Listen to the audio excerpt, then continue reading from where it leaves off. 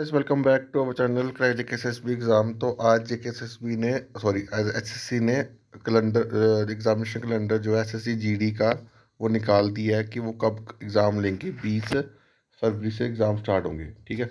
अब इसकी नोटिफिकेशन, आपको सबसे बड़ा डाउट होगा कि इसकी नोटिफिकेशन कब आएगी। तो इसकी नोटिफिकेशन एज पर ऑफिशियल कैलेंडर आएगी 24 नवंबर को। ठीक है। 24 नवंबर से एक महीना तक चलेगी। ठीक है।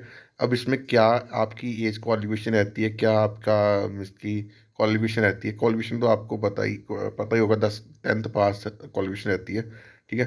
अब इसमें क्या एज लिमिट रहती है। तो एज लिमिट रहती है यहाँ पे 18 से 23 साल। ठीक है। अब यहाँ पे लिखा गया था, यहाँ पे इन्होंने 3 साल की रिलैक्सेशन जो है गवर्नमेंट ने, जो पिछले नोटिफिकेशन निकली 2022 में, उस 3 साल की रिलैक्सेशन गवर्नमेंट ने दी थी। ठीक है। अब देखना पड़ेगा कि ये 3 साल की 3 साल की जो रिलैक्सेशन है गवर्नमेंट अभी अभी भी देती है, इस नोटिफिकेशन में नहीं देती। ठीक है। बट यहाँ पे लिखा गया था वन टाइम मेजर है। ठीक है। वन टाइम रिक्रूटमेंट के लिए ये 3 साल की रिलैक्सेशन दी है। कि अब क्या पता अब इस बार नोटिफिकेशन में दी जाती है, नहीं जाती, वो नोटिफिकेशन में क्लियर हो जाएगा।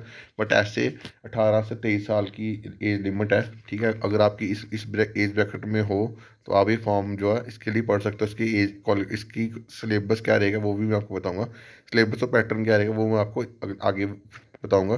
ठीक है। SC ST वाले की 5 साल की रिलेक्सेशन है, OBC वालों को 3 साल की दिया है। ठीक है। तो अच्छी है। अगर आपकी SC ST कैटेगरी है, OBC है, तो आपके लिए तो अच्छी अपॉर्चुनिटी जो है वो आ रही है ये। ठीक है। और ये नेक्स्ट मंथ इसके फॉर्म लगेंगे और इसका एग्ज़ाम फरवरी में होगा। तो यानी कि आपके पास 2 महीने हैं इस एग्ज़ाम के लिए प्रिपेयर करने के लिए। और 2 महीने इस एग्ज़ाम के लिए अगर आप अच्छे से प्रिपेयर करोगे, 8 8 घंटे पढ़ोगे, तो आप इस एग्ज़ाम में अच्छा स्कोर कर लोगे। इतना टफ भी ये एग्ज़ाम जो है वो नहीं होता कि जो कोई एग्ज़ाम जो क्लियर ना कर सके। ठीक है। अब इसमें पैटर्न क्या रहता है, 20 क्वेश्चन आपके रीजनिंग के, 20 क्वेश्चन जनरल नॉलेज के, मैथ के 20 क्वेश्चन, इंग्लिश के 20 क्वेश्चन। ठीक है। अब एक क्वेश्चन 2 नंबर का होता है। ठीक है। अगर कितने क्वेश्चन, 80 क्वेश्चन है। ठीक है। तो अगर आपने 50 क्वेश्चन का सही कर लिए तो आपके क्वेश्चन, अब आपके नंबर कितने बन गए, 100 नंबर। और 100 नंबर अगर आपने ले लिया तो अगर 45 से लेकर 50 के बीच में अगर आप टारगेट रखोगे, मेरे को अच्छे अच्छे मैं इतने इतने करने हैं, और अगर आप एफर्ट करोगे तो इतने कर भी लोगे। ठीक है। बट एफर्ट करना पड़ेगा। बट इतना मुश्किल भी नहीं होता इसका एग्ज़ाम की, बंदा अगर एफर्ट करे नहीं होता। ठीक है।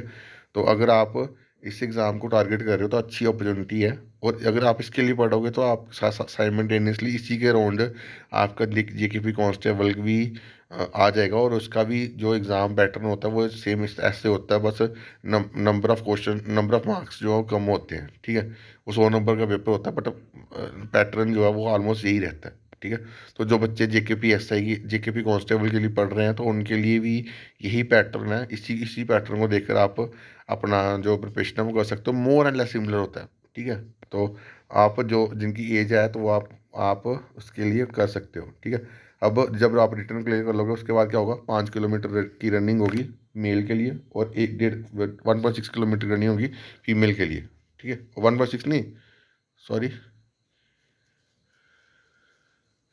1.6 किलोमीटर होगी 8 साढ़े 8 मिनट में, ये फीमेल के लिए। और मेल के लिए 5 किलोमीटर 24 मिनट में। ठीक है।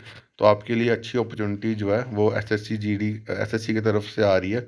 और जिनकी भी एज 18 से 23 साल के बीच में अभी एज कैटेगरी एज रिलैक्सेशन, तो आपके लिए गोल्डन अपॉर्चुनिटी आ रही है, और इसको मिस मत करना। बाकी प्रिपरेशन कैसे करनी है वो मैं आपको इस चैनल पे अलग वीडियो में बता दूंगा, कि वो उस पर आपको अलग से सेपरेट से मैं चीज़ें बताऊंगा कैसे क्या करना है। ठीक है। तो बाकी अभी के लिए इतना ही। Thank you guys, love you.